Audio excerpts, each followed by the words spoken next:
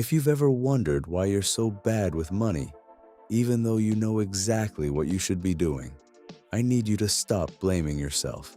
Your brain was actually built to make bad decisions with money because every instinct that's draining your account was designed to do one thing: keep you alive.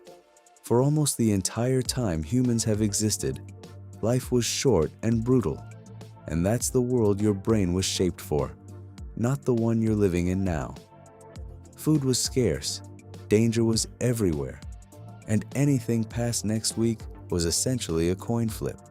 Your brain learned a handful of rules that kept people alive, and it's still following every one of them today.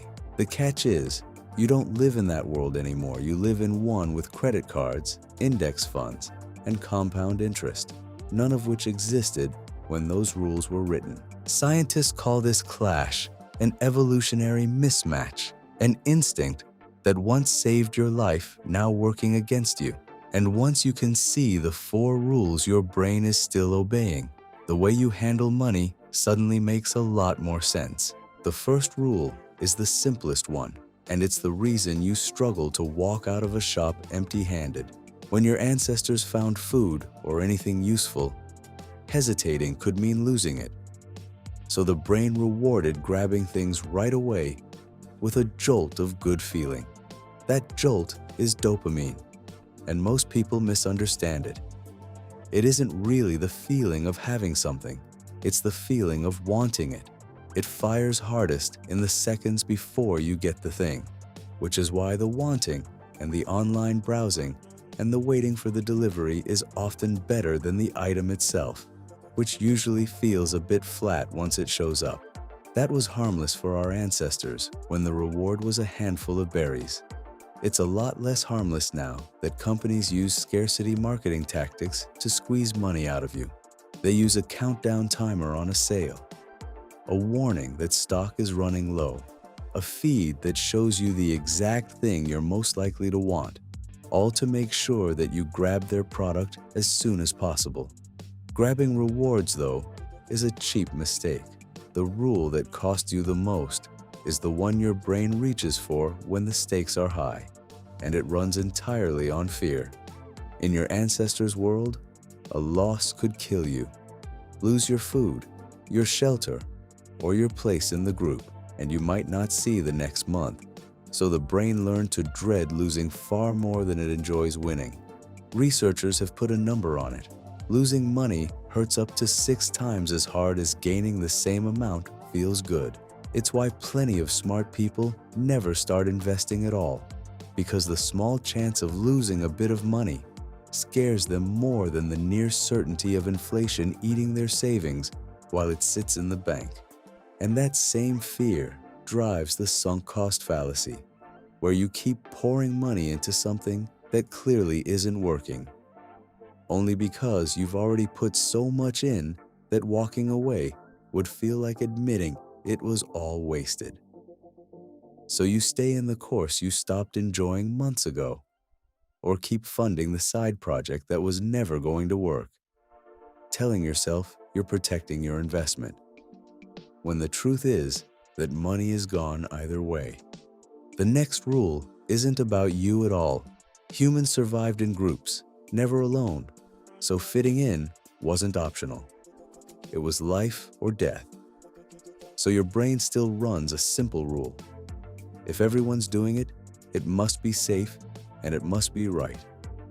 It's the reason bubbles keep happening throughout history. A price starts climbing. A few early people get rich. Everyone else rushes in. And the buying itself drives the price higher. It keeps pulling in more people until barely anyone can tell you why the stock or object is worth anything. We've seen it with crypto. When people poured their savings into coins, they couldn't explain because their friends and group chats were all doing it. It's also why you feel the pull to buy the car, the watch, the whole version of a life you keep seeing online. Not because any of it would actually make you happier, but because everyone else seems to have it. That leaves one last rule, and it might be the most expensive of all. because it's the reason your future keeps getting robbed to pay for your present. For our ancestors, the future was a gamble.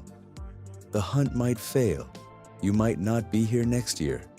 So a reward you could take today was worth far more than a promise of something later. That instinct still runs the show, and it's called present bias. A payoff sitting years away feels thin and unreal next to something you could enjoy right now, which is why the emergency fund never quite gets started. The credit card balance keeps rolling over, and next year's plan to finally invest becomes next decade's regret. All four of these rules were built into you long before money existed, and the modern world has gotten very good at pulling every one of them. The mistake most people make is thinking they can fight that with willpower. But the people who are genuinely good with money aren't the ones with superhuman discipline. They're the ones who stopped relying on it, because they know that when a plan you made last week runs into an impulse you're feeling right now, the impulse wins almost every time. So instead of fighting their own brain, they set things up so the right choice happens on its own. The clearest example is automation. You arrange for your savings to move the second your pay lands, before you even see it. And there's nothing left to get wrong, because the choice was made once, back when you were calm, and now it happens whether you feel like it or not. You're never going to out-discipline those primal instincts. But you don't have to. The moment you can see what your brain is actually doing, you can build a life that works around it. And the same wiring that's kept you broke can finally start making you rich. So the next time you catch yourself about to buy something you didn't plan on, or panicking over a down market, stop for a second and see if you can name the rule your brain is running. Have you ever caught yourself making financial decisions based on instinct? Let me know in the comments, and don't forget to like and subscribe while you're there.